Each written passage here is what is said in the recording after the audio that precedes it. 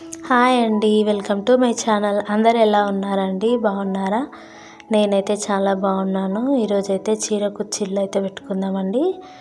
చీర కుచ్చిళ్ళకు ముందుగా silk thread అయితే తీసుకోవాలి. నాది చీర పింక్ కలర్ అండి. దాంట్లో ఆపోజిట్ కలర్ ఏం లేదు కాబట్టి నేను పింక్ కలరే తీసుకుంటున్నాను.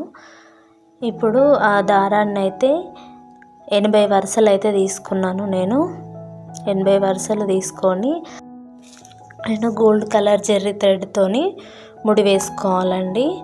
ఇలా చుట్టుకోవాలి. వీడియోలో చూపిస్తున్నట్టు ఒకసారి చూడండి. మనకు ఎంత పొడవు పెట్టుకోవాలి అనుకుంటే అంత పొడవు అయితే తీసుకోవాలండి. ఇలా ఒక 4-5 వరుసలు చుట్టుకున్న తర్వాత మళ్ళీ ఒక 2 సార్లు ముడి వేసేసుకోవాలి. మరీ గట్టిగా లాగకూడదండి. దారము వట్టిగానే తెగిపోతుంది కాబట్టి మరీ ఎక్కువ లాగకుండా కొంచెం మెల్లిగా లాగి కట్ చేసుకోవాలి. మనకు కావాల్సినంత సైజ్ కట్ చేసుకోవాలండి. ఇలా అన్నీ ముందే మనం రెడీ చేసుకొని పక్కన పెట్టుకుంటే కుట్టడానికి ఈజీగా ఉంటుందండి. నా ఛానల్ని కనుక కొత్తగా చూస్తున్న వాళ్ళు ఛానల్ని సబ్స్క్రైబ్ చేసుకోవడం మర్చిపోకండి. అలాగే పక్కనున్న గంట సింబల్ని కూడా నొక్కండి.